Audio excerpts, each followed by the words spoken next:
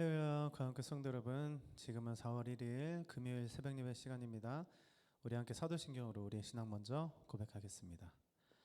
전능하사 천지를 만드신 하나님 아버지를 내가 믿사오며 그 외아들 우리 주 예수 그리스도를 믿사오니 이는 성령으로 잉태하사 동정녀 마리아에게 나시고 본디오 빌라도에게 고난을 받으사 십자가에 못 박혀 죽으시고 장사한 지 사흘 만에 죽은 자 가운데서 다시 살아나시며 하늘에 오르사 전능하신 하나님 우편에 앉아 계시다가 저리로서 산자와 죽은 자를 심판하러 오시리라. 성령을 믿사오며 거룩한 공예와 성도가 서로 교통하는 것과 죄를 사해 주시는 것과 몸이 다히 사는 것과 영원히 사는 것을 믿사옵나이다. 아멘. 오늘 우리가 읽으신 하나님 말씀 민수기 12장 7절에서 14장 31절이고요. 저는 오늘 민수기 13장 25절부터 23절까지의 말씀으로 잠시 말씀 전하도록 하겠습니다. 우리가 인생을 살아가는 데 있어서 가장 많이 영향을 받는 게 무엇이 있을까라고 하면 여러 가지가 있겠지만 먼저 가정 환경이 있을 거라고 생각이 들어요. 부유한 집에서 태어났는가 아니면 가난한 집에서 태어났는가에서 우리의 그런 삶에 영향을 많이 받게 되고, 아니면 관계가 좋은 가정에서 태어났는가 아니면 관계가 좋지 않은 가정에서 태어났는가도 굉장히 큰 것을 좌우할 거라고 생각이 들어요. 개인적으로는 재능이 있는가, 그래서 뭐 특출난 재능이 있다면 우리가 살아가는 길도 굉장히 빨리 정해질 것 같다고 생각이 들고요. 어쩌면 또 건강일 수도 있을 것 같습니다. 건강한가 아니면 건강하지 못한가에 따라서 우리의 삶의 그 길 자체가 굉장히 다양한 길로 가게 될 거라고 생각이 들어요. 자, 이런 기본적인 환경을 제외하고 우리 모두가 우리 자체로서 삶을 살아갈 때 있어서 많은 영향을 받는 게 있다. 그것이 무엇일까라고 한다면 저는 두 가지라고 생각이 드는데, 첫 번째는 무엇을 보면서 살고 있는가, 우리가 무엇을 보면서 살고 있는가에 영향을 많이 받고, 두 번째는 어떤 것을 들으면서 살고 있는가에 대해서 우리가 사는데 굉장히 많은 영향을 받을 거라고 생각이 듭니다. 우리는 대부분 무엇을 보느냐 또 무엇을 듣느냐에 따라서 어떤 감정을 느끼게 되고 또 어떤 판단을 하게 되고 또 어떤 가치관을 갖게 되는 거 아니겠습니까? 우리 성도님들은 무엇을 보고 계십니까? 그리고 무엇을 듣고 계십니까? 특별히 무엇을 보느냐는 너무너무나 중요한 것 같은데, 그것을 그냥 보느냐 아니면 그 보는 것의 이면에 숨겨져 있는 어떤 것을 보느냐에 따라서도 굉장히 달라질 거라고 생각이 듭니다. 오늘 본문 말씀은 너무나 유명한 사건을 다루고 있는 말씀인데요.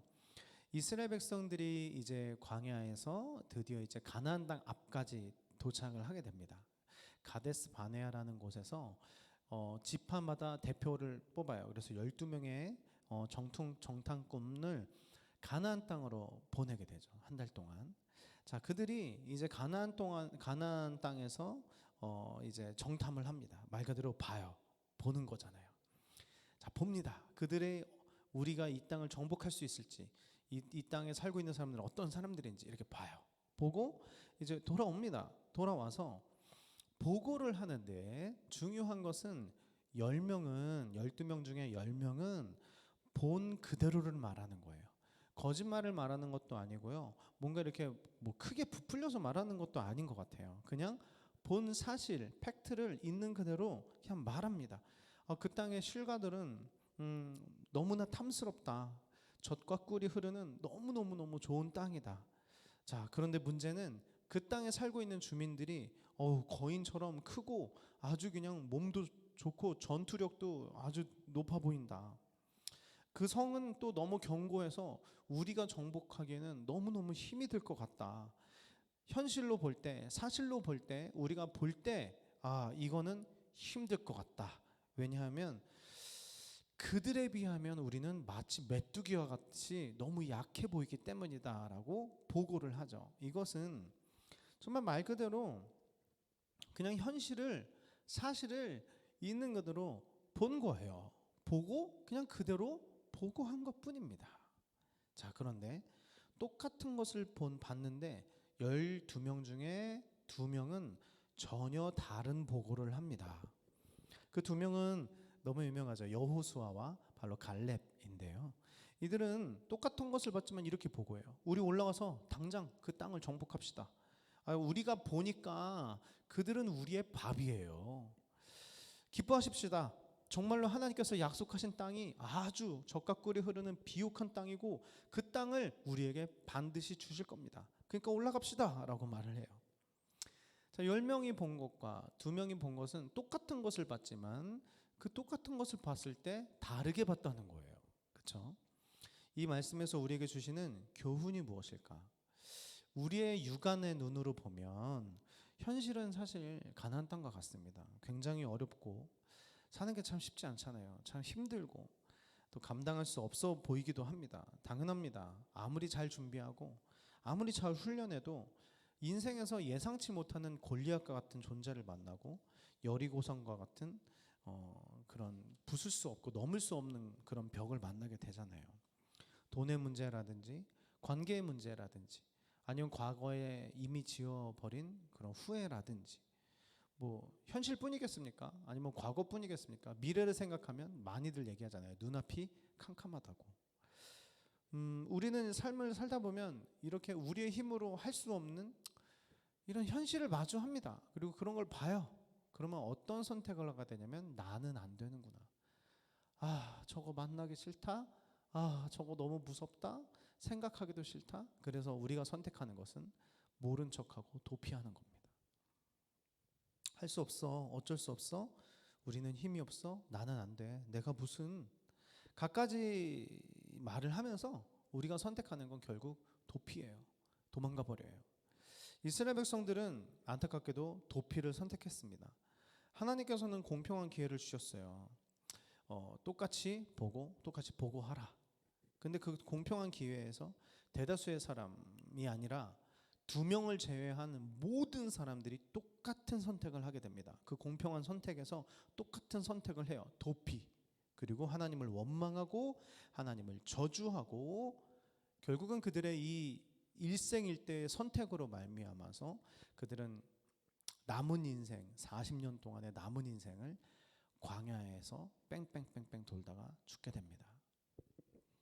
그러나 똑같은 눈이지만 육안의 눈을 뛰어넘어서 영안의 눈으로 본 이 갈렙과 여호수아는 애굽에서 나온 이 출애굽한 모든 1세대 사람들 중에 딱 이 2명만이 나중에 가나안 땅을 들어가서 하나님의 약속의 그 땅을 밟게 되고 그 땅을 차지하게 된다는 것이죠.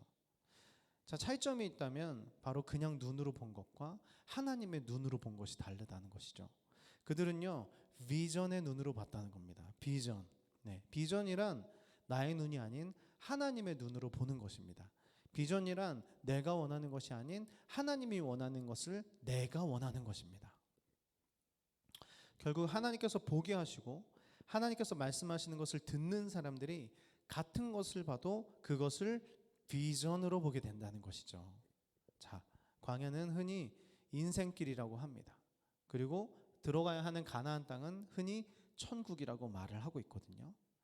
자, 어떤 사람이 가나안 땅에서 천국으로 들어갈 수 있을까라고 한다면 하나님께서 보라, 하나님께서 들어라 하는 것을 보고 듣는 사람들이 결국은 가나안 땅으로 들어갈 수 있는 것입니다.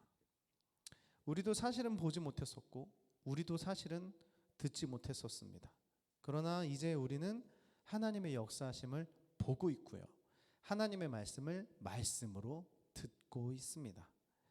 자, 우리가 하나님께서 보라고 하시는 것을 보고 하나님께서 들으라 하는 것을 듣는다면 우리가 삶을 맞이할 때 이 삶들을 예전처럼 똑같이 맞이할까요? 아니면 어려움과 그런 고통 속에서도 하나님의 선하신 비전을 보게 될까요?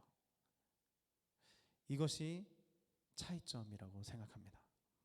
어느 시골에서 한 소년이 늘 주위 사람들에게 차가운 시선을 받았습니다.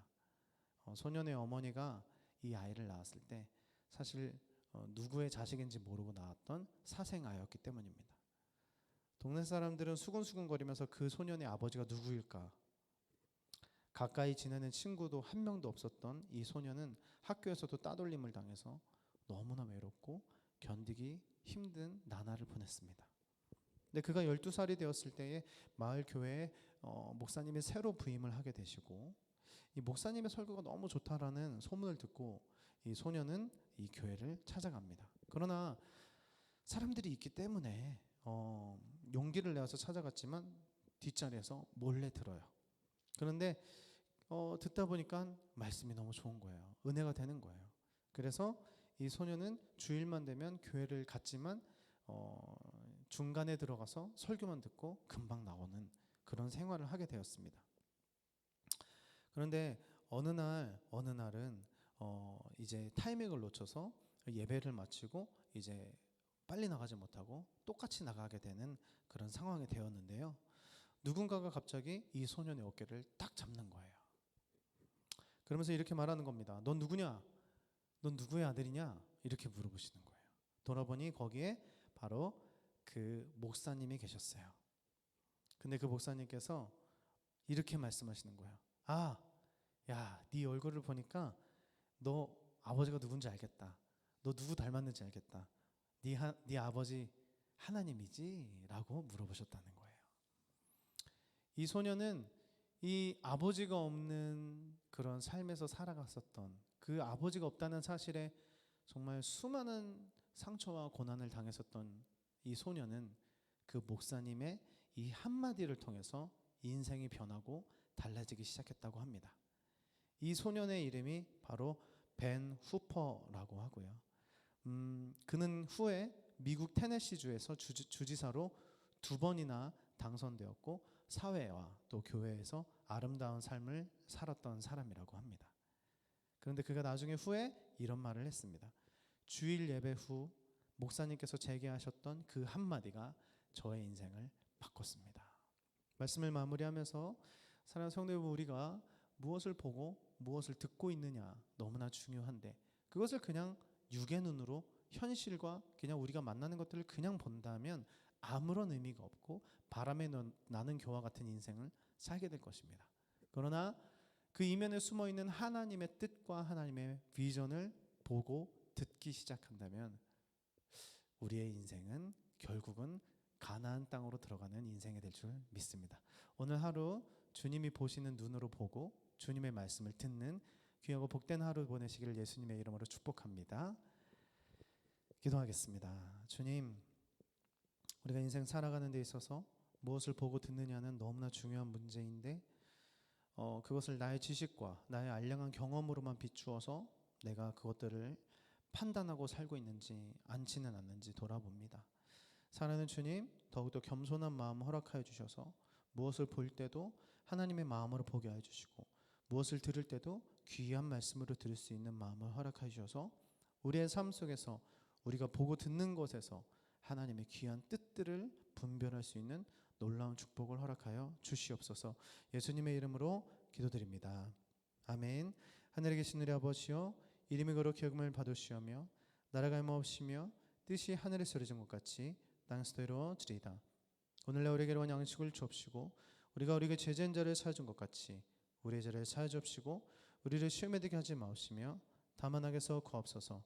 대개 나라와 권세와 영광이 아버지께 영원히 있사옵나이다. 아멘.